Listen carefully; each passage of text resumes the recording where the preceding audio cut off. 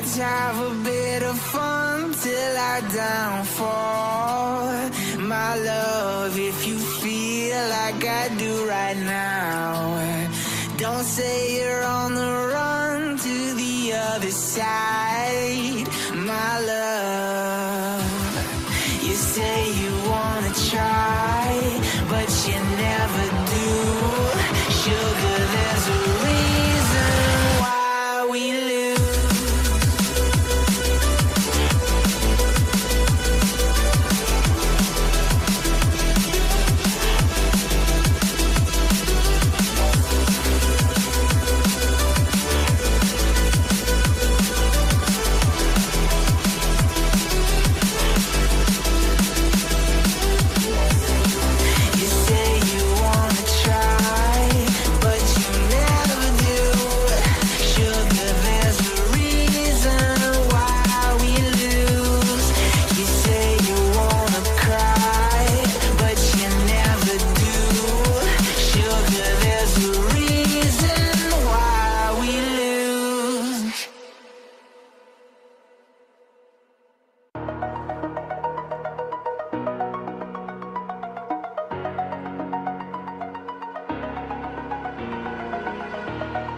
Over the edge, feel like I'm floating through the air. The pain I felt is paid for, all is said and done. Oh, I am restricted, fixed upon the web. I need to kick the habit that my mind is breathing in. Break out, I've got to see. Spent all my life holding all of it closely. I played it innocent, a feel of discontent. I'm finally facing it all, fearless.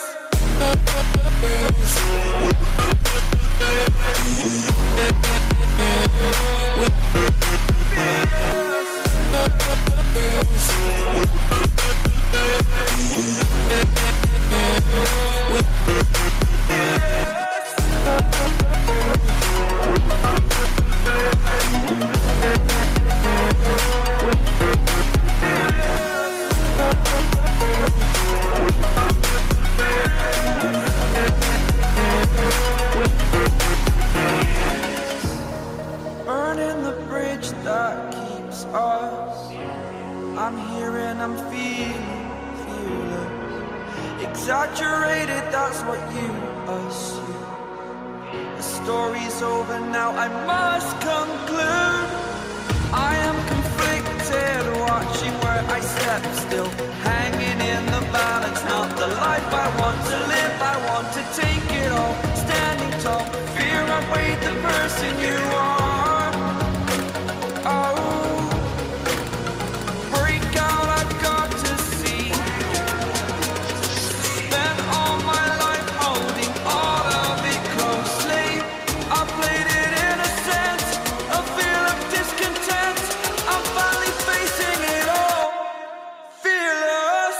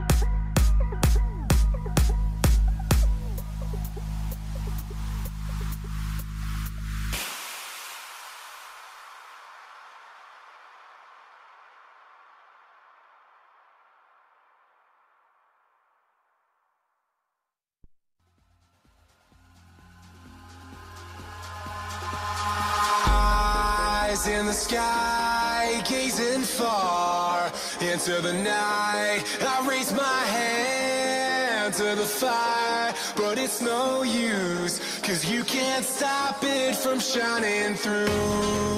It's true, baby, let the light shine through. If you believe it's true, baby, won't you let the light shine through for you, for you, for you, for you, for you, for you, for you,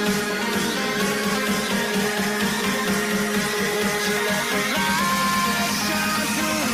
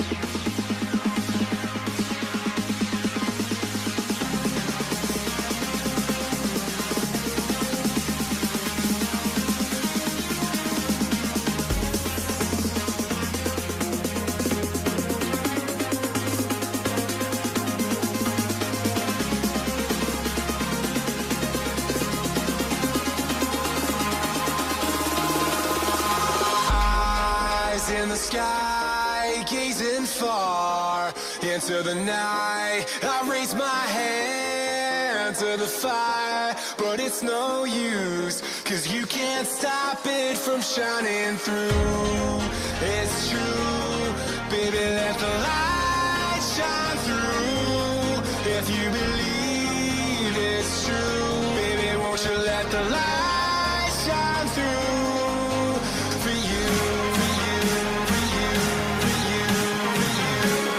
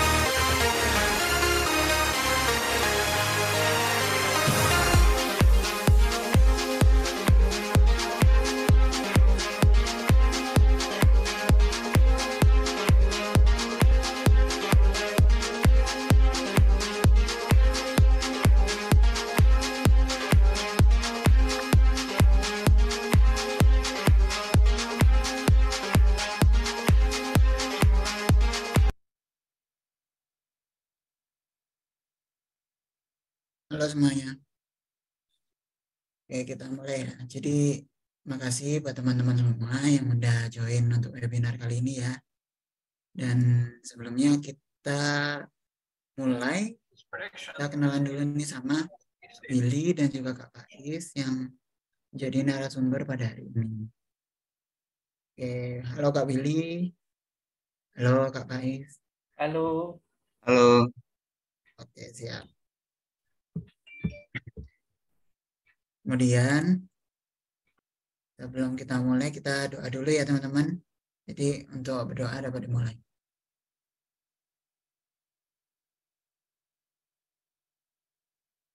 Sudah dapat cukup kan? Oke, jadi nggak usah nunggu lama aja ya. Jadi kita langsung aja ke yang pertama dulu nih dengan Kak Faiz, manajemen transportasi udara. Kak Faiz sudah siap? Udah dong. Oke, siap, siap. Oke, waktu dan tempat saya persilakan. Oke. Terima kasih atas waktu dan kesempatannya Kak Dion dan juga panitia tim kampusku. Oke, selamat siang semua teman-teman. Semoga kabar kalian baik-baik aja, sehat selalu. Amin. Oke, kali ini kita akan bahas terkait dengan manajemen transportasi udara. Nah, dalam manajemen transportasi udara kali ini yang akan membahas itu aku yang jadi pembimbingnya gitu. Oke, boleh lanjut PPT-nya? Oh ya, sorry, waktu aku 15 menit ya tadi ya. Iya Oke. benar, Kak. Ya, perkenalkan, aku Bazia Chandra Putra, bisa dipanggil Faiz. Ya, kenapa? Jangan tanya kenapa beda, karena memang bawaan dari lahir. Aku lahir di Tangerang 24 Januari 2002, dan sekarang domisili aku di Karawaci, Kota Tangerang. Ya, 20 tahun aku di sini. Instagram aku bisa dilihat di PPT, kemudian riwayat pendidikan aku dari SMP 20 Tangerang, kemudian SMK aku di penerbangan Dirgantara Curug. Itu satu komplek dengan STPI. Kalau misalnya kalian tahu sekarang berubah menjadi PPI, Politeknik Penerbangan Indonesia. Kemudian aku sekarang mahasiswa di Institut Transportasi dan Logistik Trisakti. Prodi Manajemen Transportasi Udara. Aku angkatan 19. Ya, sekarang semester 7 yang memang sekarang lagi menjalankan skripsi dan juga magang. Pengalaman kerja aku di 6R dari Oktober dan kemudian Desember ini awalnya aku diubah menjadi Sriwijaya Air di bagian operasional. Jadi memang langsung terjun di bagian operasional ground handlingnya ke apron jadinya gitu. Oke, ini memang posisinya belum diubah, sorry sorry. Untuk achievement aku nggak seberapa, nggak kayak orang-orang banyak. Bisa dilihat di layar aja. Tuh. Oke, boleh dilanjut. Sorry sorry, lagi ada azan. Boleh minta waktu sebentar? Boleh, boleh. Kita Boleh boleh. nunggu azan Sorry dulu maaf aja maaf ya. maaf. Santai, santai.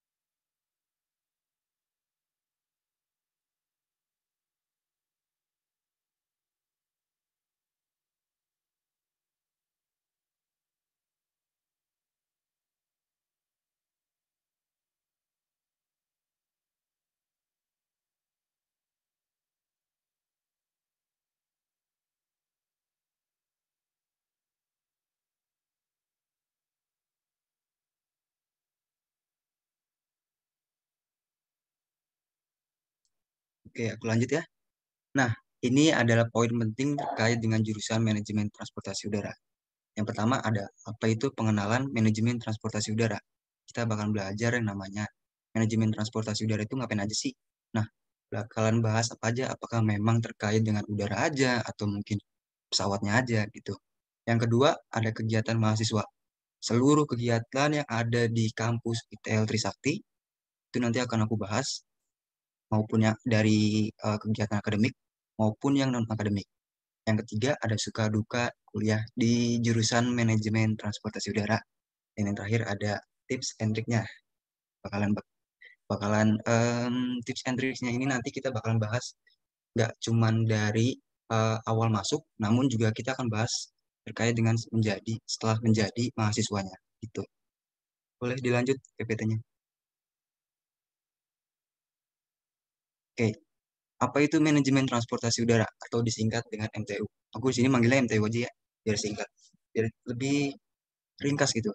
Oke, yang pertama ada perencanaan. Perencanaan dalam arti operasional. Setiap kali penerbangan itu pasti yang namanya operasional terkait dengan flight plan. Crew flight itu pasti butuh yang namanya rencana penerbangan sebelum mereka terbang menuju rute-rute tertentu.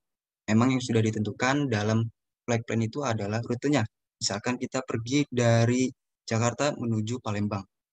Nah, nanti dalam flight plan itu pilot akan menentukan nih ketinggiannya itu akan seberapa. Kemudian juga nantinya mereka akan take off di runway berapa. Lalu perkiraan jam yang akan ditempuhnya itu akan memakan waktu berapa lama gitu. Kemudian selain itu ada juga yang namanya perencanaan fuel. Setiap kali fuel yang akan diisi ulang ke pesawat itu pasti butuh perencanaan apapun itu. Karena memang setiap rute tertentu itu pasti beda-beda kan jaraknya. Maka dari itu perencanaan fuel ini pasti dibutuhkan ketika sebelum penerbangan berlangsung. Supaya nantinya jika ada kendala apa-apa, misalkan di udara, kehabisan fuel, itu pasti nantinya akan diminimalisir karena memang sudah ada rencana yang sebelumnya. Gitu. Nah, gimana kalau misalkan perencanaan itu ada di manajemen bandar udaranya? Contohnya, manajemen bandar udara itu butuh rencana yang namanya penentuan rute terhadap pesawat. Nah, sebelum pesawat itu terbang ke rute tersebut, itu pasti yang menentukannya adalah pihak manajemen, pihak balik layar, di mana yang kalian tahu adalah mungkin sebagai airline production planning atau pihak yang menentukan produksinya akan seperti apa. Dalam arti rute. Tuh, misalkan kalian kalau misalkan punya maskapai ini, kalian mau nentuin pesawat kalian atau armada kalian itu ke rute dari Surabaya menuju Wamena. Nah, dari rute tersebut, apa aja sih yang menjadi keunggulan di antara rute-rute yang lain? Salah satu indikatornya adalah pariwisata. Kenapa harus pariwisata? Karena memang pariwisata nggak bisa lepas dari yang namanya transportasi. Para wisatawan itu butuh yang namanya transportasi. Transportasi khususnya pesawat yang memang bisa meminimalisir atau mengefisien waktu dari tujuan dari tempat asal mereka menuju tempat tujuan. Karena memang kita lihat bahwasannya di Wamena itu atau di Papua yang tadi rute tersebut dijadiin itu ada namanya destinasi Raja Ampat, kemudian juga ada Danau Sentani dan lain-lain gitu. Nah, dari itu pihak manajemen itu merencanakan rute sedemikian rupa untuk bisa mendapatkan dominan revenue. Salah satunya itu mengembangkan bisnis dari maskapai gitu maksudnya perencanaan. Nah, untuk pengoperasional itu lebih condong terhadap crew flight-nya. Operasional yang ada di pesawat udara itu akan dipimpin oleh pilot seluruhnya yang ada di penerbangan. Namun, operasional yang ada di bandara itu nggak cuma pilot aja. Ada juga yang namanya ground handling. Itu nantinya mereka yang akan mengurus kegiatan yang ada di darat terhadap pesawat itu sendiri. Contohnya, pengecekan landing gear, roda ya. Kemudian juga ada pengecekan fuel, pengecekan wing, engine, dan lain-lain. Itu akan dicek sebelum pesawat itu pergi landas kembali. Gitu. Kemudian operasionalnya lagi ada pihak navigasi udara, air traffic controller. Nah, mereka ini yang akan mengatur seluruh operasional lalu lintas yang ada di udara maupun yang ada di darat juga sama aja. Namun peran mereka ini memang terbilang penting sih ya kalau misalkan dalam keselamatan transportasi udara karena memang bisa kita lihat kalau misalnya transportasi udara itu yang paling diutamain adalah safety. Safety is first gitu. Nah, perancangan ini lebih condong terhadap yang namanya kerangka dan mesin pesawat. Setiap kerangka dan mesin pesawat yang akan didesain itu pasti sudah melalui tahap-tahap tertentu untuk bisa menjadikan layak uji, layak terbang, gitu. Lalu bagaimana dengan perancangan yang ada di bandar udara? Perancangan yang ada di bandar udara itu meliputi seluruh fasilitas yang ada di bandar udara. Contohnya terminal itu akan didesain sedemikian rupa untuk bisa menampung seberapa banyak juta penumpang. Contohnya Bandar Udara Soekarno-Hatta mereka menggunakan tipe terminal yang berbentuk satelit. Satelit itu dalam arti kayak bulat, hampir bulat lah, setengahnya setengah bulat, yang memang di situ menghubungkan antara gate dengan para pesawat gitu. Tapi memang di Bandar Udara Soekarno-Hatta itu menggunakan terminal campuran ya. Terminal 1 menggunakan satelit, terminal 2 satelit, tapi yang terminal 3 menggunakan sistem linear atau mungkin peer configuration terminal. Nah, ini aku nggak akan bahas karena memang kepanjangan terkait dengan terminal ini. Mungkin secara gambaran seperti itu untuk terminal gitu. Nah, untuk pemeliharaan ini setelah bisa dibilang dalam arti ke pesawatnya, condong pesawatnya sih.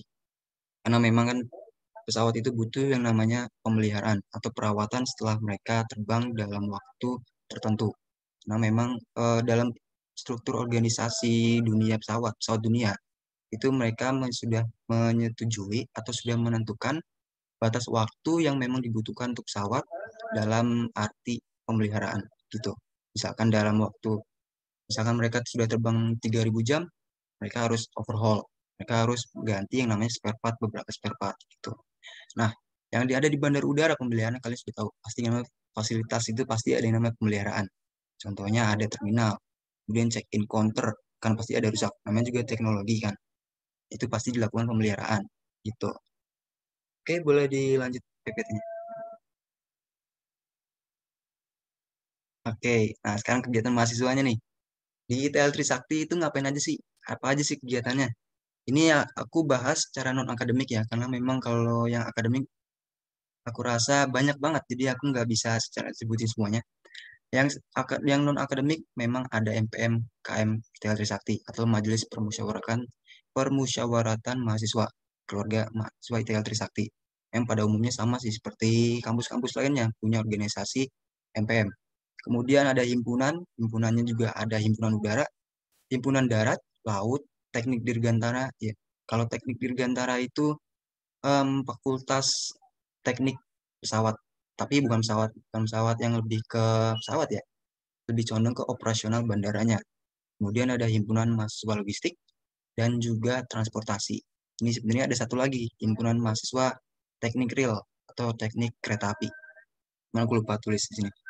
Nah, untuk kegiatan seperti ekstrakurikuler itu ada futsal, gym, badminton, Mas Trans Radio, ya ITL juga punya radio baru-baru ini. Kemudian taekwondo, teater kodok, LDK Alpati, kemudian juga ada paduan suara dan matrapa mahasiswa pencipta alam lah seperti itu. Oke, boleh dilanjut. Ini suka dukanya nih. Seperti apa sih suka dukanya? Kalau untuk sukanya, kita itu bertemu dengan berbagai teman yang ada di penjuru Indonesia. Seluruh pelosok yang di Indonesia kita bisa bertemu dengan mereka. Kenapa? Karena jurusan manajemen transportasi udara itu sangat jarang sekali yang ada. Karena memang ada beberapa kampus saja yang punya jurusan manajemen transportasi udara ini.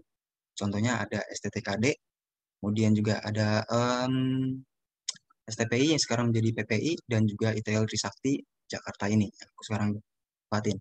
Kenapa? Karena memang kesulitan atau jarang sekali mahasiswa yang masuk sini atau mungkin asing terdengar lah. Maka dari itu, dari seluruh pelosok, itu orang-orang pengen datang sini hanya ingin uh, kuliah di jurusan manajemen transportasi udara gitu. Yang kedua, kesempatan magang di perusahaan logistik, transportasi, kereta api dan juga maskapai. Ya, ini nggak diragukan lagi karena memang tujuan kita adalah di bagian transportasi. Maka dari itu kita bisa mempunyai kesempatan untuk kerja atau magang di perusahaan-perusahaan transportasi seperti lo. Tapi nggak cuma transportasi juga, logistik, agent, travel dan lain-lain itu bisa, termasuk juga pariwisata.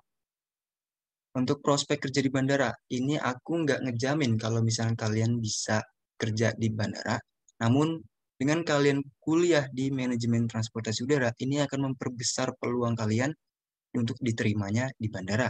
Karena memang kalian mempunyai nilai positif atau nilai plus lah di antara para kandidat yang lain, karena kalian mempunyai apa akademik yang memang sejurus dengan transportasi seperti itu.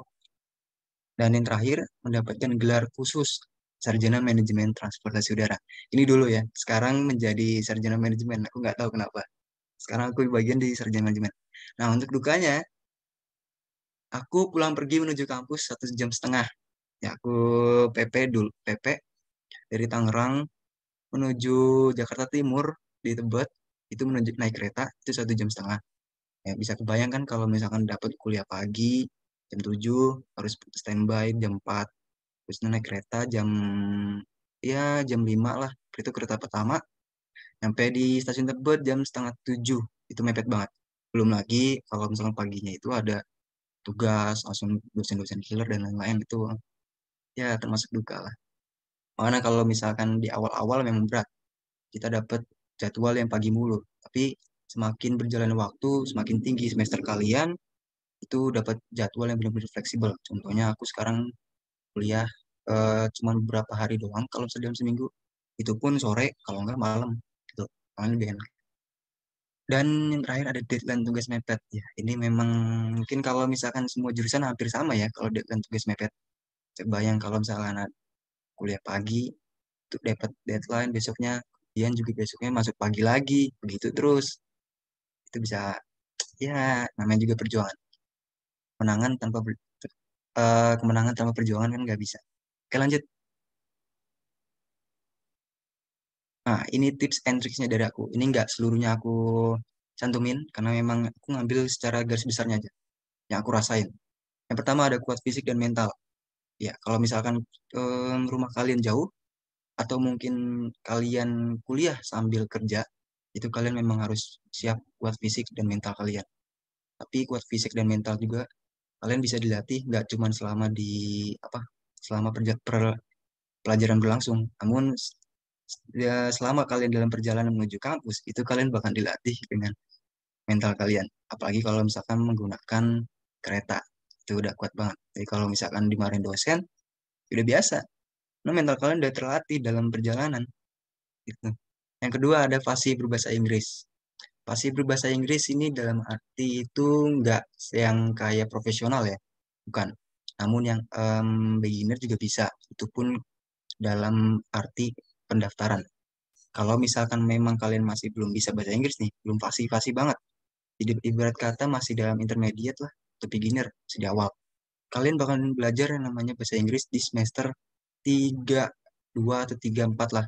Nah memang di awal-awal kalian bakalan belajar soft skill terlebih dahulu, jadi nggak terlalu pusing menjurus terhadap transportasi udaranya gitu.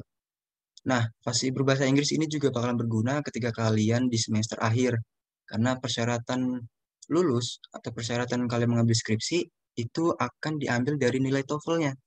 Jadi ya, kalian harus belajar bahasa Inggris dari semester 1 itu udah harus bisa belajar bahasa Inggris. Itu. Kalau misalkan di bawah TOEFL-nya gimana kalau misalnya TOEFL-nya di bawah persyaratan? Ya harus ngulang, karena memang persyaratannya dari ditentukan dari kampus, kita minimal sekian sekian sekian misalkan untuk bisa mengambil sidang. Ya itu. Kalau misalnya di bawah ya kita harus ngulang. Itu mepetnya. Kemudian yang ketiga ada nilai minimal B. Nilai minimal B ini sebenarnya aku diambil dari pengalaman aku, karena kampus ITL itu mempunyai persyaratan minimal B. Jadi kalau misalkan ada yang C, nggak masalah, tapi harus ada batas maksimal juga. C juga nggak boleh melebihi dari 3 mata kuliah. Kalau misalnya melebihi 3, itu kemungkinan harus ada salah satu yang diulang. Apalagi kalau udah sampai D atau E ya, jangan sampai. Itu harus benar-benar ulang, karena memang yang pertama ngeluarin duit lagi, ngeluarin waktu, dan macam-macam, ngeluarin tenaga juga, gitu. Karena lebih baik kalian belajar, minimal dapat B. Kemudian yang keempat ada magang, ikuti magang dan juga organisasi. Aku nyaranin ini karena memang sekarang lulusan-lulusan sarjana itu banyak yang, mohon maaf, menganggur. Dalam arti mereka itu masih belum punya tujuan hidup mereka itu akan seperti kemana sih, gitu. Ketika lulus. Maka dari itu aku nganjurin ketika kalian kuliah di semester 1, 2, 3, 4, itu kalian harus ikut magang di luar kampus. Meskipun nantinya di kampus UTL akan menyediakan magang di semester 6-7, tapi kalian harus inisiatif ikut magang di luar kampus dan juga organisasi. Karena tujuannya penting banget, supaya nantinya kalian bisa tahu nih tujuan hidup kalian akan kemana nantinya gitu. Dan yang terakhir, IPK minimal 3. Aku nggak diskriminatif ya, cuman kenyataannya memang perusahaan membutuhkan IPK minimal 3, apalagi di bandara. Jujur aku kaget kalau misalkan di bandara itu memang ada yang membutuhkan persyaratan minimal IPK-nya itu 3,5. Agak sulit ya kan. Pada itu aku pengennya nanti nggak mau ketika kalian kuliah, kalian itu nyanyain yang namanya IPK. IPK itu penting banget. Meskipun kepintaran seseorang itu nggak dinilai dari IPK doang gitu. Cuman ya emang kita menilai berdasarkan kenyataannya aja. Perusahaan emang butuh IPK minimal 3. Ada sih yang 2,75, cuman beberapa. Ya antisipasi aja minimal 3. Gitu. Oke, oke udah selesai ya. Boleh di skip. Oke. Ya, oke terima kasih atas waktu dan kesempatannya telah mendengarkan bahasan terkait dengan manajemen transportasi udara. Aku minta maaf kalau misalkan memang kurang lengkap karena waktunya juga terbatas. Jadi nanti kalau misalnya ada pertanyaan bisa di akhir atau bisa hubungin aku di sosial media di sini. Ada Instagram dan juga LinkedIn. Terima kasih, aku kembalikan ke Kak Dion. Oke, terima kasih Kak Faiz atas materinya ya. Oke, siap. Langsung lanjut aja kali ya ke Kak Willy. Halo Kak Willy. Oke, halo, halo. Wah, thank you, thank you. Oke, Kak jadi Willy. suaraku masuk ya, Kak ya? Masuk, masuk. Oke, ya, jadi tadi ilmu baru banget ya untuk Iya, manajemen baru transportasi banget. udara. Oke, kalau Baru gitu banget. sekarang saya akan share screen untuk PPT saya ya. Iya, Kita silakan. berikutnya akan membahas yang namanya manajemen bisnis ya. Oke, boleh saya share screen sekarang karena ini Boleh. nggak bisa ya. Udah bisa langsung aja Kak. Oke. Oke, ini aku sudah share screen ya. Sebentar. Oke, kalau sudah muncul mungkin bisa diinfo ya, nanti bisa aku langsung lanjut. Oke, masih loading. Oke.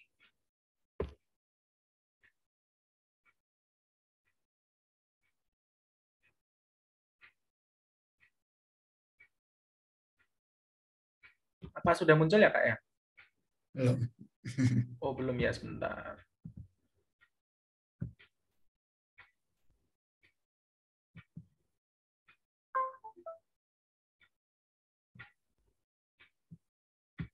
Kalau sekarang sudah muncul ya, Kak ya? Masih belum Kak. Masih belum. Atau mungkin bisa dibantu dari pihak kampusku ya untuk share screen-nya ya. Oke.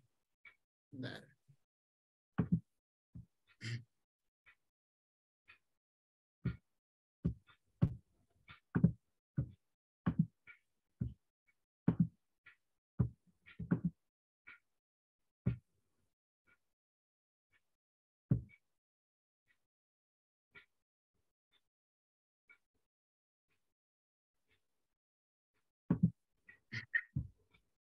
Belum bisa ya Kak? Belum bisa. Kalau dari kampusku, apakah ini ya PPT-nya sudah saya share kok kemarin ya? Sudah. Lagi loading. Bentar ya. Ini aku sambil coba ini ya share screen. Nah, laptop aku tuh kayak mati nyala gitu loh. Bentar.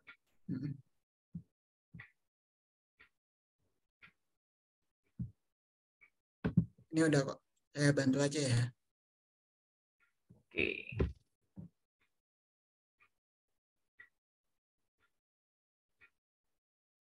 Apa udah muncul? Masih loading, Kak. Oke. Gimana? Oke, sudah muncul. Bisa di full screen atau enggak ya kira-kira, Kak? Nggak bisa nih. Oh, nggak bisa ya? Oke. Oke, ini aku sambil sebentar ya. Iya. Ini aku sambil pakai. Ya, oke. Oke, jadi ini berikutnya itu yang business management ya. Oke, jadi dulu itu namanya teman-teman itu adalah manajemen bisnis ya. sekarang diganti jadi Business Management. Nggak tahu kenapa kok bisa demikian semenjak lulus. Oke, boleh next ke slide berikutnya. Oke, jadi perkenalan dulu ya. Nama aku Willy, panggil aja Kak Willy. Nah, saya lulusan S1 dengan gelar Sarjana Manajemen dari Universitas Kristen Petra Surabaya tahun 2021, teman-teman ya. Jadi kalau misalnya kalian kuliah di manajemen bisnis, kalian gelarnya tuh bukan sarjana ekonomi lagi, tapi sudah berganti jadi sarjana manajemen. Nah, untuk saat ini saya kerja dengan statusnya itu masih kontrak ya di salah satu FMCG di Indonesia. Kemudian saya juga jadi content creator. Lalu untuk hobi saya nih ya, hobi saya yang pertama itu editing video, buat konten juga tentunya, terus review film karena memang juga suka nonton film, sama designing, jadi suka-suka desain juga. Boleh next? Oke, jadi hari ini kita mau bahas apa aja ya, karena waktunya itu singkat banget ya teman-teman. Jadi ini aku akan kasih beberapa poin aja, yang penting-penting apa, nanti kita akan bahas di webinar kali ini. Oke, boleh next? Oke, jadi apa sih manajemen bisnis ya? Jadi kalau boleh saya kasih tahu ke kalian, kuliah 4 tahun ya, itu ada 3 poin utama. Yang pertama itu family business, yang kedua entrepreneur, sama yang ketiga adalah perusahaan. Nah, perusahaan maksudnya gimana, Kak? Nah, jadi di manajemen bisnis ini kalian itu memang dibentuk untuk bisa nerusin usaha keluarga, ya, family business. Kalau misalnya kalian nggak punya usaha keluarga pun juga nggak masalah, karena di manajemen bisnis itu juga punya yang namanya jurusan bisa dibilang itu kayak mata kuliah yang entrepreneur atau wirausaha. Tapi kalau misalnya kalian pengen kerja di perusahaan, nah itu juga bisa, nanti bisa dijadiin ke perusahaan atau korporat seperti itu.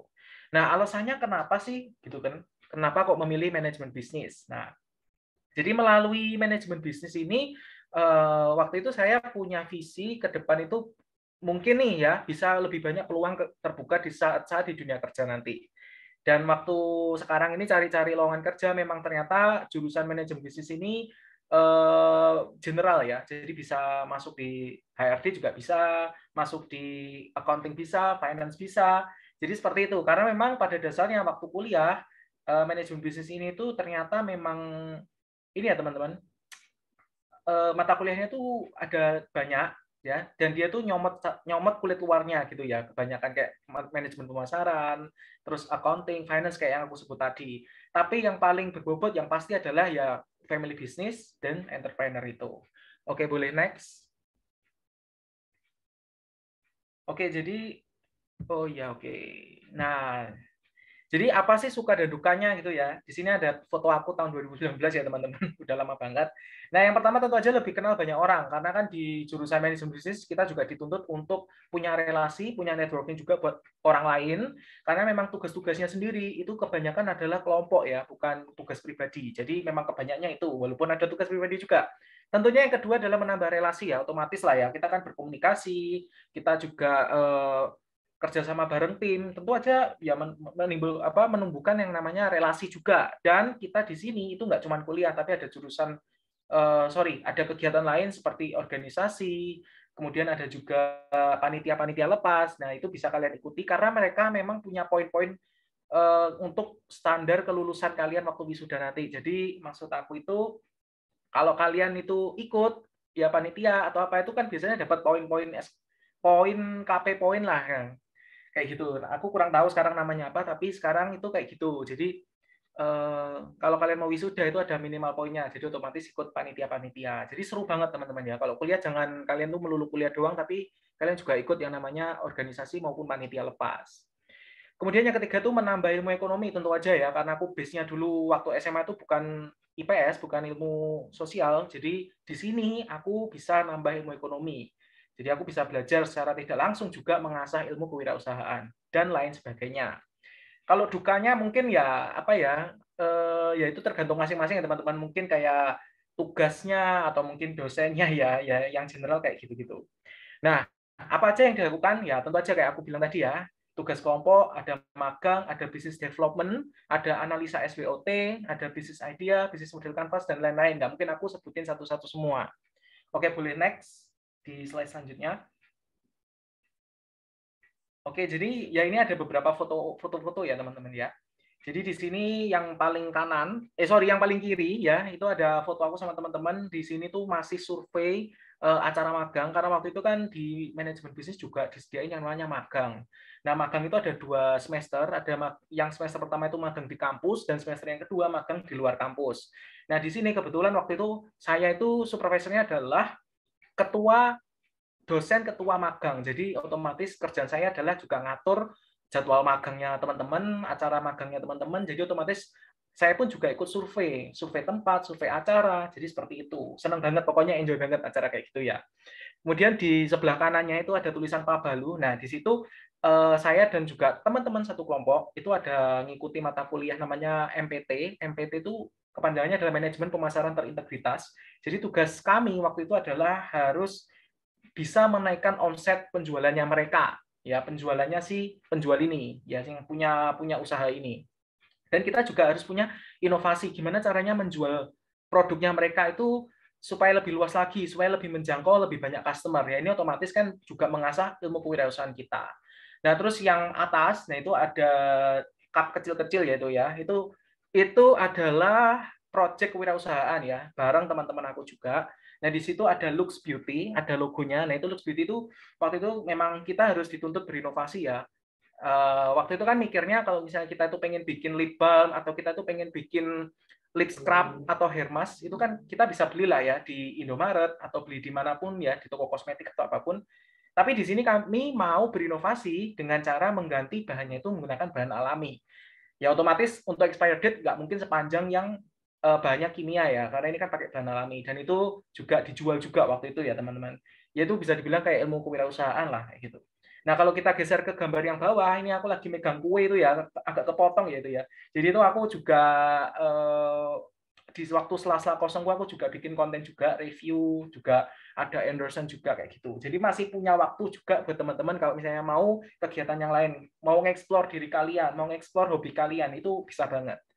Kemudian di pojok yang kanan atas, paling atas, nah di situ ada foto aku sama teman-teman lagi pakai itu ya, kemeja dan jas yang formal banget, karena waktu itu lagi ada acara table manner.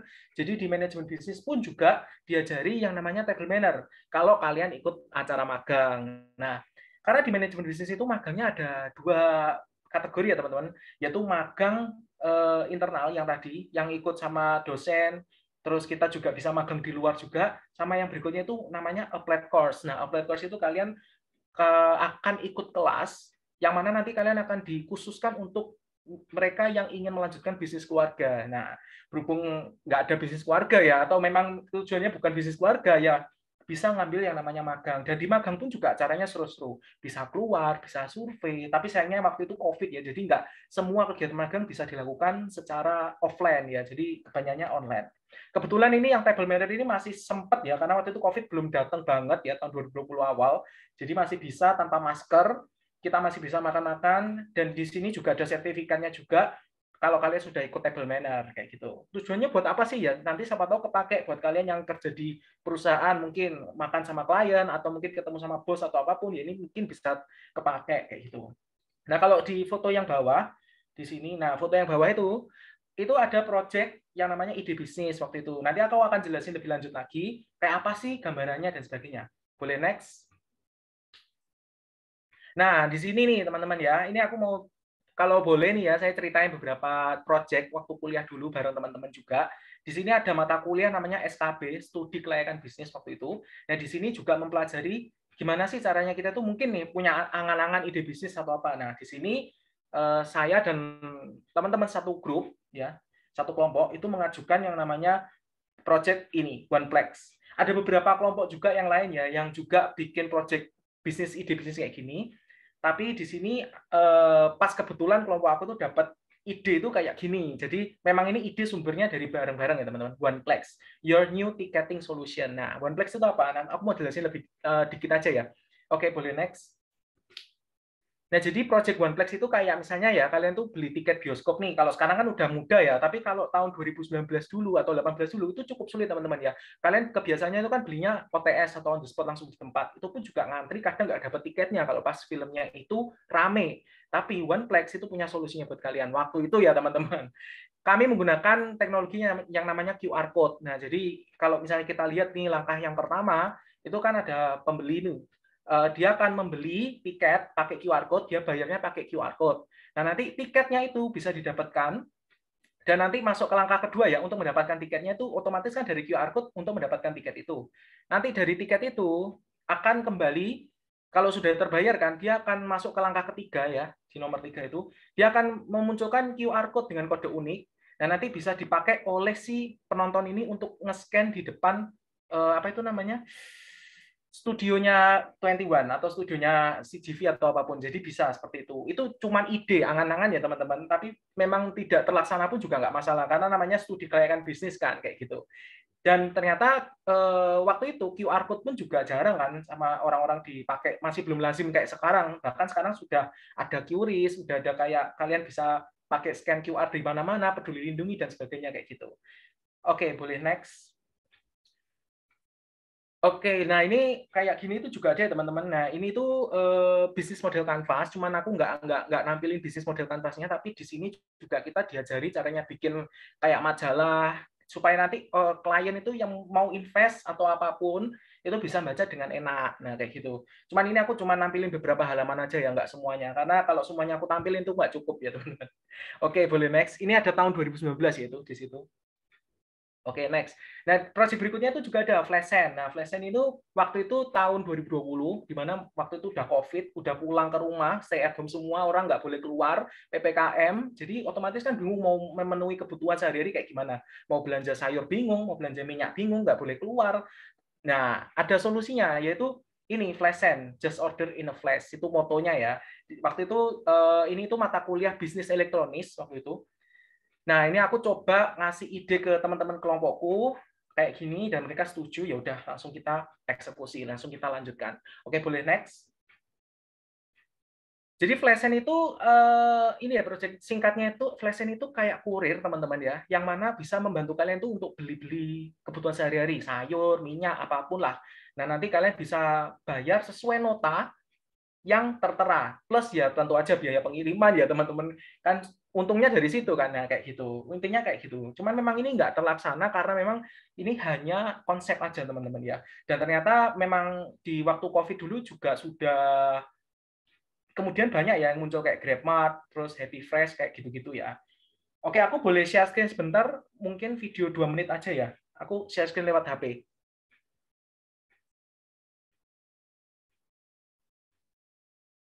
Iya Kak, silakan.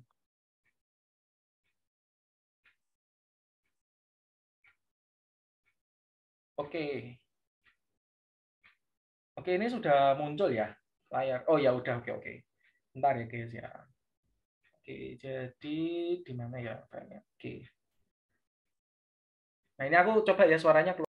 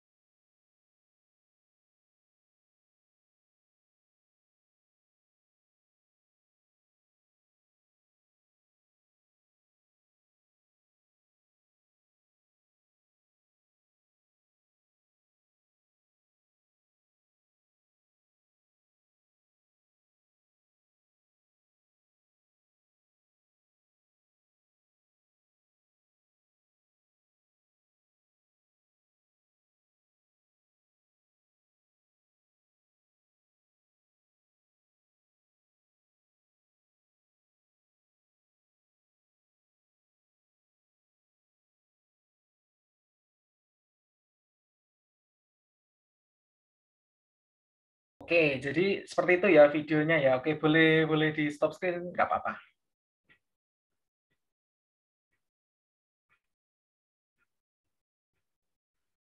Oke, jadi itu untuk videonya Flashen ya teman-teman ya. Jadi waktu itu memang proyeknya itu seperti itu. Nah, proyek dari kelompok-kelompok lain pun juga beragam ya. Nggak semua sama kayak kurir kayak ini, nggak. Waktu itu memang kebetulan saya kepikirannya itu pengennya kurir, tapi awalnya itu masih mikir kayak pengen jualan network ya. Karena waktu itu kan kita Zoom, kita harus lihat peluangnya gitu loh waktu itu. Tapi kebetulan ya memang kayaknya memang kurir ini yang lebih tepat ya teman-teman ya. Jadi seperti itu ya. Oke, boleh next. Nah, ini juga ada apa itu namanya? Project lain juga ya. Di sini ada mata kuliah MKBK ya, manajemen keberlanjutan bisnis keluarga. Nah, di sini suruh bikin konsultan keuangan. Nah, jadi waktu itu saya dan kelompok itu bikin juga ya merek sendiri. Trusted Konsultan ini cuma simulasi ya teman-teman, di mana ya ini memang simulasi ya, jadi nggak beneran ada gitu. Ada Trusted Konsultan, jadi kita disuruh bikin konsultasi keuangan gimana, terus kita juga bikin majalah untuk pembacanya gimana dan sebagainya. Terus yang terakhir yaitu Lux Beauty ya. Nah ini ya Lux Beauty ya yang tadi teman-teman ya yang aku sempat share tadi di awal ya. Hair mask dan juga hair scrub yang terbuat dari bahan alami. Jadi kayak kita tuh mikirin konsepnya kalau beneran kita tuh wirausaha itu kayak apa sih? Kita harus bikin banner, kita harus bikin kemasan, packaging. Kalau misalnya kita tuh pengen jasa, kita harus bikin website ya. Sebenarnya websitenya Flashen tuh juga ada teman-teman, cuman aku tadi nggak bisa share screen ya. Jadi error ya udah nggak bisa nunjukin ke kalian juga. Oke, boleh next. Oke, dan masih banyak lagi ya yang nggak mungkin aku sebutin satu-satu ya, karena waktunya juga terbatas. Jadi panitia tadi juga sudah memberi info kalau waktunya kita terbatas ya teman-teman. Oke, boleh next. Nah, sekarang kita bicara nih soal lingkungan dan kos-kosan kayak gimana ya. Nah, kalau lingkungannya di Petra sendiri, itu sebenarnya nyaman ya. Dia memang lokasinya tuh di selatan Surabaya, ya which is itu jauh ya dari Surabaya Barat, Surabaya Timur, Surabaya Tengah, ya otomatis itu paling pinggir dekat Sidoarjo. Jadi otomatis ya kalau misalnya kalian mau jalan-jalan, usahakan hindari yang namanya macet ya, jam-jam macet. Tapi kalau untuk lingkungan di sekitaran situ itu enak banget dan nyaman. Karena juga banyak orang jualan, banyak juga kegiatan-kegiatan kampus yang bisa kalian ikuti langsung ya dari kos-kosan langsung bisa berangkat enak gitu loh. Jadi nggak perlu kalian tuh pusing-pusing mikir. Untuk harganya sendiri juga beragam ya teman-teman ya. Nggak aku nggak ngerti detailnya sampai gimana, tapi dari teman-teman aku yang pernah ngomong itu beragam. Nah, lingkungannya kampus sendiri pun juga nggak semuanya yang beragama Kristen ataupun Katolik ya, tapi tetap mereka itu juga beragam dari beragam suku, beragam agama juga, yang mana ini nggak ada diskriminasi sama sekali di kampus UK Petra ini ya teman-teman. Jadi buat kalian yang mau kuliah di Universitas Petra Surabaya, boleh banget. Kalian bisa cari informasinya juga di Instagram maupun website. Dan kalau aku ngomong untuk lingkungannya itu ya udah comfortable banget, enak banget menurut aku. Apalagi kalau misalnya kalian itu mampir ya ke kampus Petra, kalian bakal ngerasain kayak apa vibes-nya. Oke, mungkin boleh next. Nah, sekarang prospek kerjanya apa? Tadi sebenarnya sudah saya singgung di awal ya.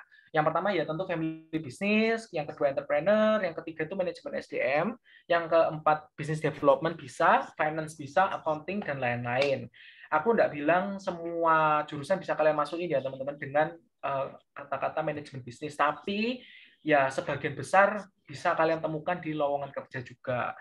Dan itu pun juga kalian bisa pilih mana yang kalian itu suka, mana yang kalian itu minat. Nah, jadi seperti itu ya. Oke, next. Ya, udah selesai sih teman-teman. Terima kasih buat teman yang ikutan juga ya. Mungkin ada pertanyaan boleh banget ditanyakan. Saya serahkan kembali ke moderator. Silakan. Ya. Oke, makasih. Ya.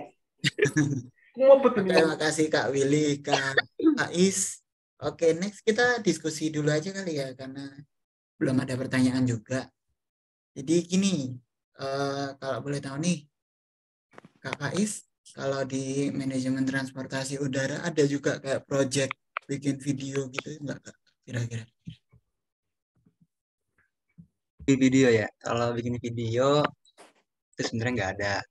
Cuman tergantung dari dosennya nanti. Kadang ada beberapa dosen yang minta tugasnya itu dalam bentuk video. Contohnya waktu itu adalah pengantar manajemen keuangan. Jadi memang tugas kita disuruh bikin video berkelompok yang memang menggambarkan terkait dengan keuangan revenue perusahaan maskapai gitu. Nah, kalau misalnya sejauh ini, Masih ada. kalau misalkan memang sejauh ini itu nggak ada terkait dengan bikin video, apalagi kalau misalkan di air-air itu nggak ada. Udah mungkin jarang kali ya. Mungkin lebih tepatnya tugas-tugas yang kayak semacam jurnal artikel gitu-gitu. Makalah. Berarti tugasnya lebih ke arah tulisan gitu ya, Kak? Kalau praktek itu kira-kira gimana, Kak? Kalau praktik ada. Waktu itu cuman sekedar bikin terkait dengan revenue. Balik lagi dengan revenue juga ya. Revenue untuk maskapai penerbangan juga itu ada. Artinya kita bakalan disuruh buat strategi apa sih yang cocok buat maskapai di pandemi kayak gini. Misalkan strategi untuk marketingnya itu akan seperti apa. Nanti itu bakal dicontohin. Dipraktekin, benar-benar dipraktekin di depan kelas gitu. Oh gitu. Berarti terus sih harusnya ya. Itu based on study case atau based on apa kalau biasanya kalau di Based on study case rata-rata. berarti menantang ya, Kak ya, karena Ya, betul. ada Emang kasus yang harus emang diselesaikan gitu. benar-benar. Emang kita emang dituntut buat kayak apa ya? Seolah-olah mahasiswa itu punya bisnis maskapai sendiri gitu loh. Jadi memang udah ditargetkan insya Allah 5 tahun ke depan punya maskapai sendiri. Amin. Amin. Oke, nah habis Kak Faiz nih, Kak Willy ini. Boleh diceritain enggak Kak Willy, kok bisa ada video project gitu Kak? Halo, Dulu Kak. gimana ceritanya kok ada video gitu? Sorry, Ya, halo. apa? Suaranya hilang tadi barusan di tempat aku. Gimana? Boleh diceritain enggak Kak, gimana sih kok dulu ada kayak video project gitu?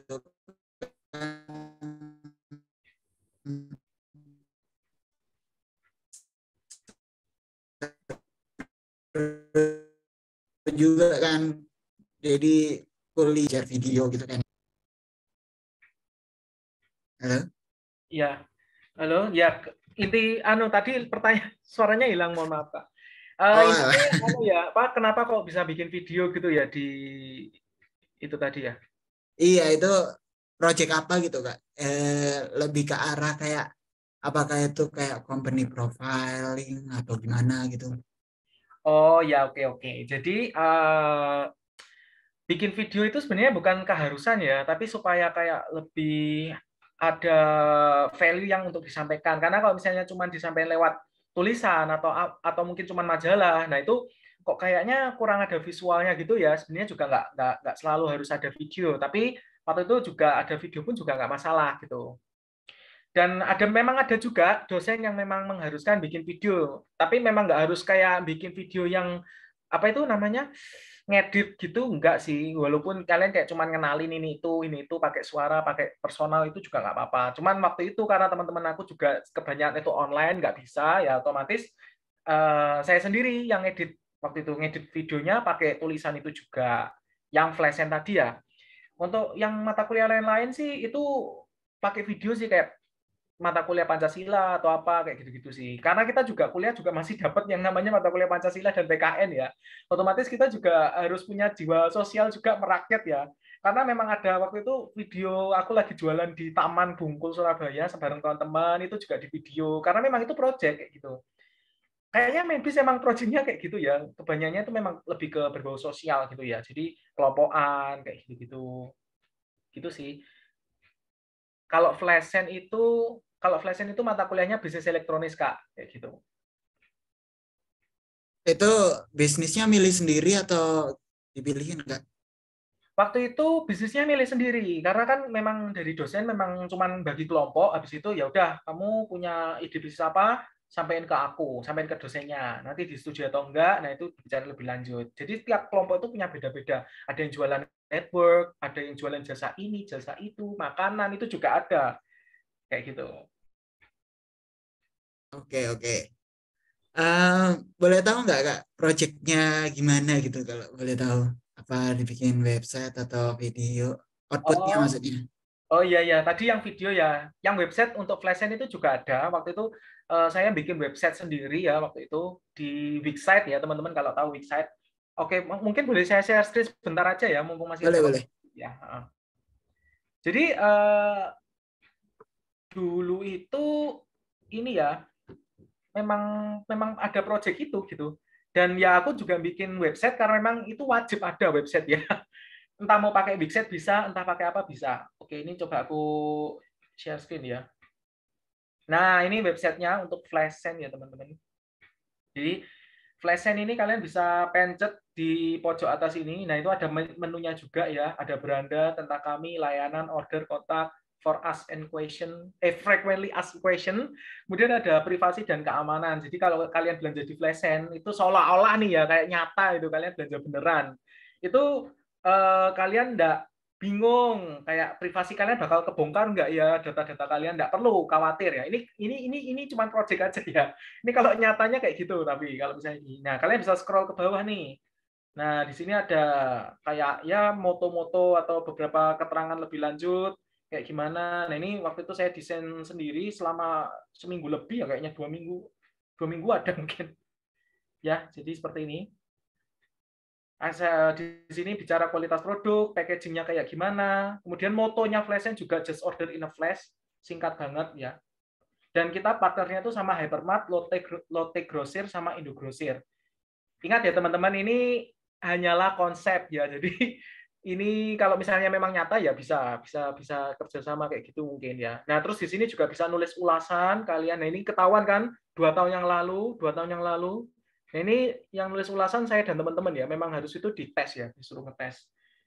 Oke kita balik lagi ke menu paling atas ya. Ini juga bisa pakai ini. Nah kayak gitu-gitu sih projectnya. Nah di sini juga ada misalnya kalian mau order itu juga sistemnya nggak kayak sekarang ya. Kalau sekarang kan canggih ya, pakai aplikasi tinggal pilih menu-menunya. Ini kan waktu itu nggak ada ya, jadi ya pakai nulis sendiri nama, alamat, terus HP-nya, WA-nya apa, email, ordernya apa, nah kayak gitu. Terus nanti kalau misalnya kalian belum belum jadi flasher, flasher itu membernya ya teman-teman, itu bisa daftar di sini secara gratis. Waktu itu konsepnya tuh kayak gitu. Oke, ya mungkin seperti itu aja sih yang bisa ini ya saya. Itu dijalankan sampai sekarang apa enggak, Kak? Kalau boleh tahu. Ini sebenarnya kan cuman konsep ya, jadi nggak dijalankan gitu. Karena memang ini cuma ide bisnis konsep dan kelompok-kelompok lain pun juga demikian. Karena kan ini cuman apa itu tugas ya waktu itu kayak gitu. Oh, itu berarti kalau kakaknya dulu temennya gitu deh. Ada yang sampai direalisasikan, dah, Kak? Hmm, sejauh ini sih ada, tapi kayak jualan resin itu ya. Jualan resin itu juga ada. Hmm, Cuman kan waktu itu sekelompok satu kelas cuman beberapa kelompok. Jadi kalau kelompok lain aku kurang tahu ya. Yang beda oke, kelas. oke. Oke deh. Ini ada Kak, ada pertanyaan nih Kak dari Kak Aidil. Eh, Kedua jurusan ini ada belajar ekonomi nggak? Kedua jurusan ini ada belajar ekonomi Kak? Barangkali bisa dijawab dari Kak Faiz kali ya, Siapa tadi sorry nanya nanya Mas Aidil Aidil. ya. Mas atau Mbak ini? Ya itulah ya. Ekonomi ya. Ekonomi pasti ada di penerbangan. Namanya ilmu ekonomi perusahaan penerbangan. Itu nanti kalian bakal belajar di semester 3 atau 4 ya. Lupa kalau nggak salah. 3 atau 4 lah. Karena emang waktu itu belajar online. Sedih banget. Nah, lagi masih pandemi kan nggak bisa langsung. Kalau misalkan langsung kalian bakal belajar praktekin ekonomi dari perusahaan penerbangan itu. Bagaimana kita mengalokasikan sumber daya, terutama keuangan, yang ada di penerbangan itu untuk digunakan terhadap operasional bandara. Contohnya, bisa nanti keuangan, misalkan keuangan ini untuk operasional bandara, contohnya. Kemudian keuangan ini untuk operasional pesawatnya. Bandara dengan pesawat beda. Ketika keuangan untuk operasional bandara itu uang atau dana yang memang digunakan untuk membayar fasilitas yang ada di bandar udara. terminal karena memang maskapai itu menggunakan jasa atau fasilitas yang ada di bandara udara. Contohnya terminal itu tadi, pasti mereka membayar sesuai dengan kontraknya terhadap pihak angkasa pura gitu. Kemudian untuk operasional dari pesawat itu meliputi fuel, kemudian juga biaya parkir pesawat di bandara, kemudian juga biaya terkait dengan gaji-gaji para crew flight itu bakalan dipelajarin dalam ekonomi perusahaan penerbangan. Karena apa emang kalau misalkan ekonomi penting banget ya emang berhubungan dengan bisnis pasti ada ekonomi. Apalagi revenue perusahaan itu udah pasti ada ekonomi. Gitu. Oke, udah cukup ya? Oke, selanjutnya Kak Willy nih. Kalau ngomongin Menbis kayaknya harusnya ada kali ya. Tapi gimana nih Kak Willy? Bukan harusnya nih, tapi udah pasti ada ya. Dan Oh gitu. karena ya itu mau family business juga pasti ya hubungannya sama uang, entrepreneur udah pasti. Kalau perusahaan ya secara nggak langsung ya berhubungan sih kan gaji ya kalau perusahaan. Ya kayak gitu sih, cuma ya. Gimana Kak? Tadi putus-putus. Ya jadi tetap yang namanya Menbis ada hubungannya sama ekonomi.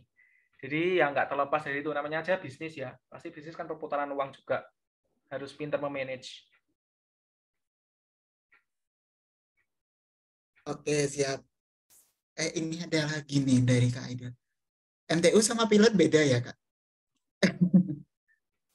Mungkin Aku beda ya. aku sering banget dapat pertanyaan ini seriusan. Dari Oh awal gitu. masuk emang MTU itu belajarnya apa sih? Pasti emang rata-rata kalau misalkan berhubungan dengan udara pasti langsung pikiran tuh arah pilot. Pilot ya? Pilot ya? Pilot. Pasti gitu. Karena emang ya mohon maaf, emang yang ada di pikiran masyarakat terkait dengan manajemen transportasi udara itu memang awam banget. Asing, jurusan. Jurusan-jurusan ini memang terbilang orang-orang di balik layar lah. Kalau misalkan pilot itu yang operasional memang di frontliner lah, kan garis terdepan terkait dengan operasional. Namun MTU ini, apalagi MTU yang berkaitan dengan baik layar pihak manajemen maskapai, itu memang orang-orang yang apa ya, terbilang mereka yang menyusun strategi terkait dengan rute-rute penerbangan. Jadi kalau misalkan operasionalnya, pilot itu hanya menjalankan.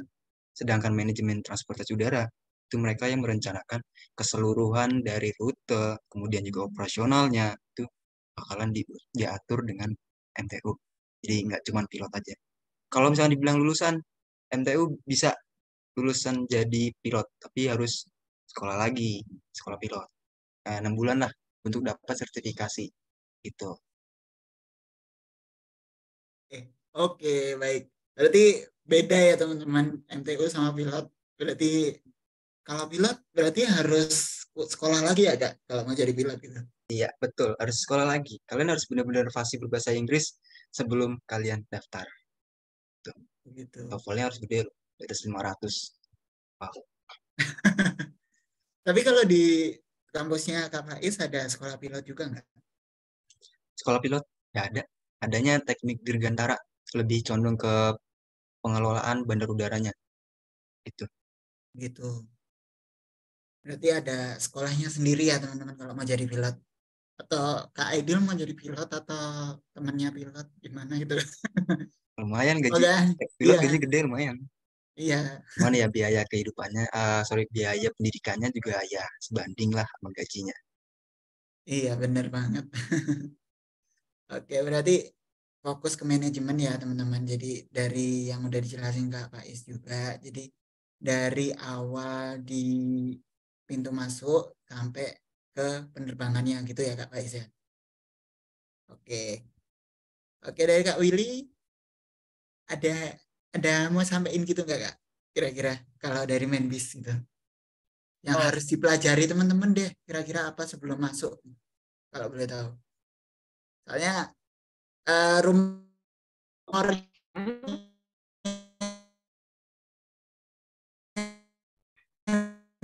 nih banyak nih dari orang yang dulu. Halo?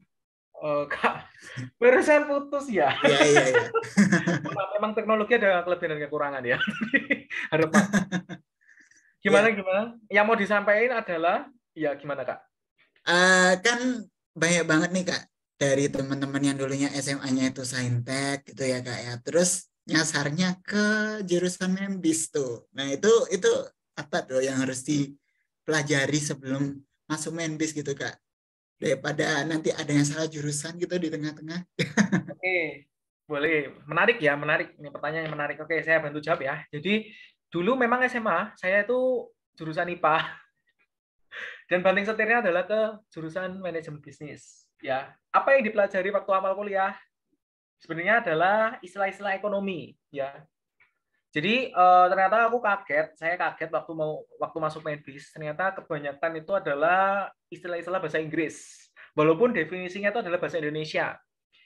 Ya jujur dong, waktu SMA aja IPA kan nggak ngerti istilah-istilah bahasa Inggris ya, kayak ekonomi, kayak revenue itu apa itu nggak ngerti. Terus kayak misalnya ya net profit tahu lah, profit kan umum ya. Tapi yang lain-lain itu, yang khusus-khusus itu susah gitu ya. Akhirnya ya mau nggak mau harus ngelis gitu, ngelis ini tuh apa sih ya, kita jangan ngapalin, yang pasti kita harus pemahaman. Dan nanti kalau sudah namanya pengalaman, kan semua berdasarkan pengalaman ya, yaitu pasti nanti akan bertambah. Jadi ya teman-teman, menurut aku kalau kalian tuh jurusannya apapun, mau masuk di manajemen bisnis atau masuk ke jurusan apapun, ya minimal kalian tuh pelajari dulu lah, mungkin istilah-istilahnya, mungkin nanti yang bakal sering didengar apa, materinya kayak apa. Jadi ini saya bicara umum ya, tapi lebih khususnya ke Menbis itu kayak gitu waktu itu. Jadi seperti itu. Yang susah itu mata kuliah ekonomi mikro makro awal-awal, yaitu udah pasti ya. Jadi ya buat teman-teman Menbis semangat ya, yang mau ikut masuk ke manajemen bisnis semangat. Kalian kalau mau mempelajari itu juga pasti bisa kok. Oke, siap. Makasih banget nih Kak Willy buat tipsnya. Jadi kayaknya manajemen transportasi udara sama manajemen bisnis harus sama-sama bisa bahasa Inggris ya. Kalau dari rangkuman keduanya gitu ya. Ya berarti bahasa Inggris itu hal yang benar-benar harus teman-teman tingkatkan gitu selama SMA gitu. Kalau Kak Faiz gimana nih kalau mau masuk ke MTU gitu? Kira-kira apa sih yang harus dipelajari sebelumnya gitu? Kalau masuk MTU itu biasanya paling dominan untuk bahasa Inggris. Memang karena kan berhubungan dengan udara, harus bisa berbahasa Inggris, apalagi pilot. Tadi siapa yang mau jadi pilot? Nggak, yang nggak jadi mau pilot ya, cuma nanya doang ya. Apalagi, amin dulu, semoga jadi pilot. Karena memang kan Amin. kalau misalnya dunia penerbangan, terutama bandara, lingkup bandara, itu pasti harus bisa bahasa Inggris. Meskipun bahasa Inggrisnya nggak terlalu pasti ya, misalnya dari tengah-tengah lah, intermediate atau apa, nggak masalah. Yang penting minimal basicnya sudah bisa bahasa Inggris. Gitu. Nah, untuk selain bahasa Inggris, itu biasanya kalian harus bisa pelajarin yang namanya manajemen. Basic dari manajemen pasti harus pelajarin di semester 1. Karena memang kan sebelum ke transportasi udara, kalian bakal belajar dulu tuh nanti basic tadi untuk manajemen bandar udara itu akan seperti apa gitu. Itu aja sih kalau misalnya di MTU. Oke, makasih Kak Faiz. Nah, tadi Kak Faiz sempat mention ya basic dari manajemen gitu ya. Nah, ini nyambung ke itu dari Kak Darmawan Siham nanya nih Kak, kalau di manajemen itu hal yang paling dasar untuk dikuasai itu apa Kak? Kalau boleh tahu. Kak Willy lagi boleh? Oke. Sebenarnya untuk pertanyaan ini kalau boleh saya tarik mundur lagi ya. Kalau di namanya manajemen bisnis itu kan lebih ke keseluruhan ya, nggak ada yang kayak khusus manajemen tok gitu. Kayak kalau di manajemen bisnis itu seperti itu. Mungkin nanti Kak Faiz bisa bantu jawab ya kalau manajemen kayak gimana. Tapi kalau di manajemen bisnis itu semuanya tuh kayak lebih menyeluruh, lebih general. Jadi kalian lebih banyak belajar juga. Dan kalau kalian itu awal masuk pun juga nggak perlu takut karena juga ada pengantar-pengantar kayak pengantar manajemen strategi atau ada pengantarnya kayak gitu, pengantar akuntansi, pengantar manajemen apa. Jadi nggak perlu takut. Ya kayak gitu sih ya. Jadi yang bisa saya sampaikan ya, mungkin boleh ke Kak Faiz. Ya, silakan Kak Faiz. Iya, emang benar tadi kalau misalnya dalam manajemen pasti butuh yang namanya pengantar. Aku juga ada yang namanya pengantar, pengantar manajemen keuangan, keuangan anggaran itu pasti ada. Karena memang basicnya dari manajemen itu adalah pengantar. Kemudian kalau misalkan di transportasi udara, menjurus ke transportasi udara itu yang paling harus bisa dikuasain adalah em, manajemen bandar udara terkait dengan pengolahan transportasi udara itu akan seperti apa nantinya. Karena manajemen bandar udara itu nggak cuma sekedar yang namanya book, kemudian check-in, naik pesawat, itu nggak gitu. Ada yang namanya langkah-langkah untuk bisa menjadikan apa strategi itu berjalan dengan lancar. Karena memang kan manajemen manajemen bandar udara itu ada yang namanya meliputi dengan Direktur Jenderal Perhubungan Udara. Itu pasti namanya dikontrol juga melalui mereka. Gitu. Memang agak pusing sih kalau misalkan transportasi udara itu. Cuman ya butuh proses, semuanya memang gak ada yang instan. Selama kita bisa belajar, selama kita belajar ya pasti bisa. Oke, jadi ya memang semuanya harus dipelajari dari dasar ya teman-teman untuk menjadi yang expert gitu ya. Oke deh. Nah ini kita udah mau di penghujung waktu nih. Kira-kira ada yang mau nanya lagi nggak nih teman-teman? Oke deh. Satu, dua, tiga. Gak ada. Oh ada. Kak Darmawan Singham. Kak Ma, Kak mau nanya untuk Kak Faiz. Pernah magang di bandara nggak Kak? Kak Faiz mana? Oke, Kak Darmawan bisa ditunggu dulu ya Kak untuk Kak Faiznya. Nanti kita akan bahas selanjutnya. Mungkin Kak Faiz lagi ada kendala sinyal. Kemudian ngomong dulu deh sama Kak Willy nih. Ya, PKL di gimana bandara. Pak? Oke. Kalau boleh tahu dulu gimana Kak PKL gitu-gitu? Ada nggak kira-kira? Eh, PKL itu sebenarnya kalau di tempatku nggak ada ya, tapi namanya magang. Nggak ada. Jadi magang internal sama eksternal doang, gitu. Oke, oke. Siap. Oke, Kak Faiz sudah balik. Oke, jadi ada pertanyaan Kak dari Kak Darmawan Siham. Mau nanya ke Kak Faiz, kakaknya pernah magang di bandara nggak Kak? Atau PKL di bandara gitu Kak? Ya, oke. Sorry, tadi kelempar baterainya habis. Oh iya, iya, Maaf, nggak apa-apa. udah di charger nggak nyambung ternyata. Aduh. Terima kasih tadi atas pertanyaannya. Siapa tadi? Kak Darmawan. Darmawan. Oke. Ya, untuk PKL di bandara aku pernah. Dari kemarin bulan Oktober, aku kerja di sorry bukan kerja, magang di 6R. Ya, aku sebut merek apa ya. Di 6R sebagai bisnis strategik di kantornya. Namun sekarang di bulan Desember ini aku dialih tugaskan ke Sriwijaya Air di Terminal 1 sebagai operasional. Jadi memang lebih ke ground handlingnya lah gitu. Nanti akhir periodenya itu pertengahan Februari aku selesai gitu. Oke, jadi pernah ya Kak Darmawan. Dan berarti untuk di MTU sendiri bisa sih magang di bandara gitu.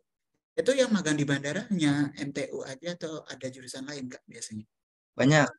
Dulu SMK aku ada teman aku yang magang di GMF, Garuda Maintenance Facility. Jadi memang fokusnya itu terhadap mesin dan juga kerangka pesawat nantinya terkait dengan perawatan seperti apa gitu. Karena kalau kebetulan aku di SMK itu PKL di PT Dirgantara Indonesia. Itu yang punya Bibi, manufaktur pesawat yang memang ngebuat terkait dengan CN219, CN21.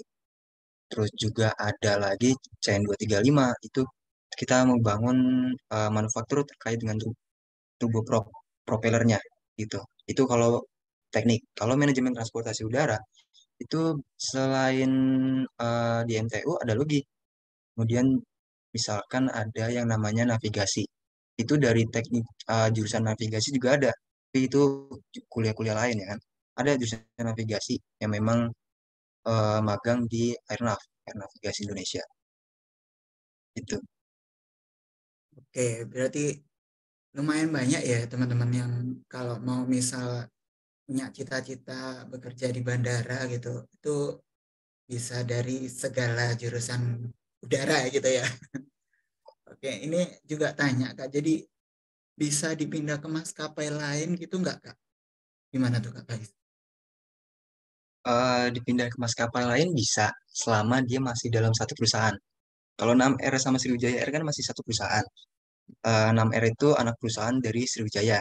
Jadi memang sah-sah aja kalau misalnya dipindahin. Terutama kayak istilahnya itu kayak mutasi lah.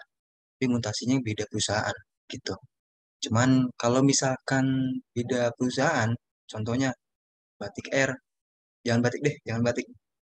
Misalkan Lion, Lion ke Citylink, itu nggak bisa. Karena memang perusahaannya juga beda, terus juga pihak manajemen juga beda, jadi nggak bisa langsung main pindah-pindah aja.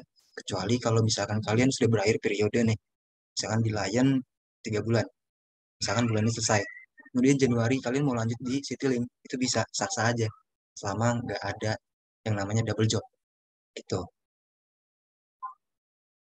Oke, jadi selama satu company bisa ya Kak Darmawan. Jadi nanti paling untuk info-info gitu biasanya di mana Kak?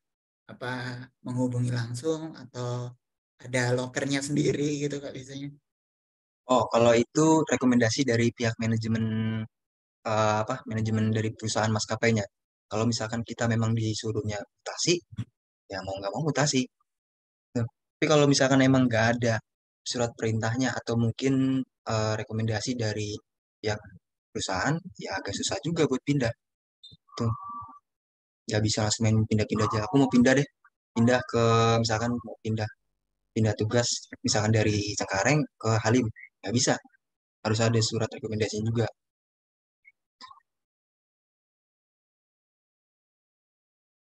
Oke deh, siap-siap. Kalau Kak Willy nih, kalau mau PKL atau magang gitu gimana Kak?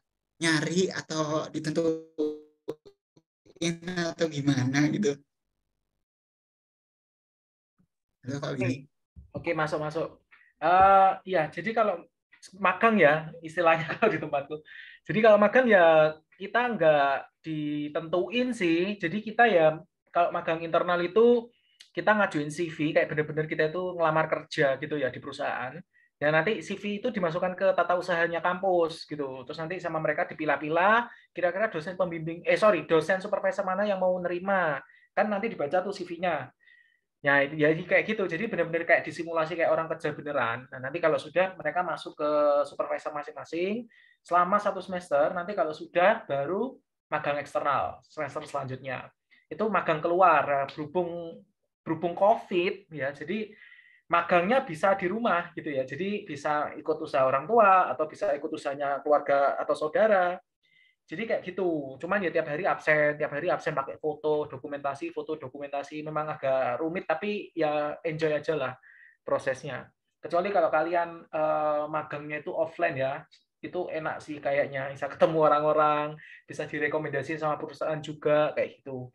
Tapi kalau misalnya kalian tetap maksa mau offline, itu juga bisa sih mengajukan ke supervisor kalian waktu itu kayak gitu. Seru sih magangnya.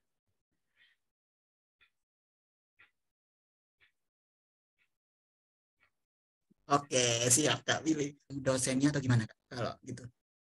Maksudku tergantung PU-nya atau Tergantung pendirinya. tergantung dosen supervisor yang mau nerima. Jadi kan mereka juga baca kan Kak. Jadi kayak ya bisa dibilang kayak HRD lah ya yang baca-baca gitu kayak gitu. Jadi nanti ya pasti setelah ngumpulin CV, nah itu nanti akan keluar pengumuman-pengumumannya gitu. Nah misalnya Willy dapat dosen supervisornya siapa, nah kayak gitu. Kadang satu supervisor bisa 2 sampai 3 mahasiswa. Kadang ya cuma 1 kayak gitu. Oke, sip. Oke deh. Ini kita udah mau selesai nih. Berarti banyak banget yang didiskusiin sama kita tadi ya. Nah, em, apakah teman-teman ada yang mau nanya lagi? Kalau nggak ada, paling kita setelah ini kita akan tutup gitu ya. Tapi sebelum nutup, mau tanya dulu ke Kak Faiz sama Kak Billy nih. Ada unek-unek ya, wejangan ya. Wejangan buat teman-teman yang mau masuk ke jurusannya Kak Willy atau Kak Faiz gitu nggak? Kak Willy dulu deh. Oh, oke. Oke, teman-teman. Jadi jangan takut untuk melangkah maju, ya, karena word process will bring word result. Jadi proses kalian yang word juga akan menghasilkan hasil yang worth juga. Jadi worth itu kayak apa ya, berharga gitu ya teman-teman. Jadi kalian jangan takut, nikmati prosesnya. Oke, siap. Kak Faiz, gimana Kak Faiz? Aku ngambil quotes dari TikTok boleh ya? Boleh dong. Ada satu kalimat yang aku suka banget dari konten-konten. Isinya gini, meskipun tak dapat kugapai, bukan berarti aku berharap bintang itu terjatuh. Tapi ini bukan tentang bintang. Meski artinya itu gini, meski cita-cita belum kegapai, bukan berarti aku sudah menyerah. Karena gak ada keberhasilan tanpa perjuangan. Dan kegagalan adalah awal sebuah kesuksesan. Itu artinya. Nah, memang benar. Itu aku suka karena memang artinya adalah menjiwai terkait dengan kegagalan. Bukan kegagalan ya, maksudnya adalah keberhasilan yang dapat dari perjuangan. Perjuangan yang memang diraih, perjuangan yang memang kita apa yang memang kita perjuangan, itu pasti akan ada hasilnya. Gitu. Semangat buat para pencari cita-cita, penggapai cita-cita lah ya. Semoga sukses. Amin. Amin ya. Terima kasih buat Kak Willy dan Kak Faiz. Selanjutnya nanti untuk yang teman-teman di sini, kan ada yang nanya nih, ada sertif nggak Kak? Untuk webinar kali ini kami belum menyediakan sertif, tapi untuk selanjutnya mungkin ya akan dipertimbangkan gitu. Tapi nanti kami akan memberikan promo khusus nih buat teman-teman yang ada di sini untuk join di webinar kita selanjutnya gitu. Jadi berupa dari Kak Antoni, apa ada itunya?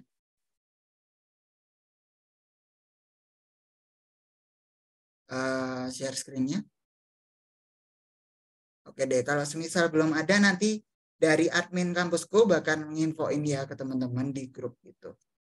Oke, sebelum kita selesaikan hari ini, kita foto bertiga dulu ya Kak. Kak Willy, Kak Faiz, Kak Dion. Oh, aku dong. Oke deh, kita foto bareng dulu. Setelah itu kita tutup. Oke, pada siap?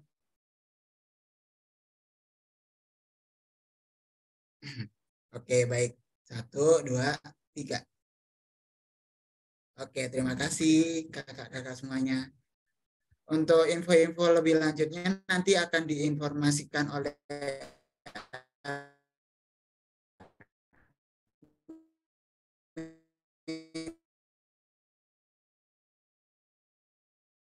ya teman-teman, atau kalau misal ada pertanyaan lebih lanjut tentang webinar kali ini bisa dari kantor. Apa yang mau disampaikan dulu? Dari Kak Antoni apa ada yang mau disampaikan? Halo Kak Antoni. Oke, sepertinya tidak ada. Oke deh, makasih ya buat teman-teman. Setelah ini kita tutup untuk acara pada hari ini. Terima kasih atas antusiasnya ya teman-teman. Dan sampai jumpa di webinar selanjutnya. Dadah.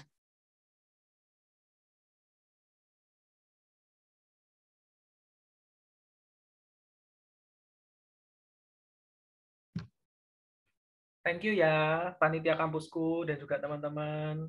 Iya, makasih juga Kak. Thank you, thank you, thank you. Aku izin live duluan ya.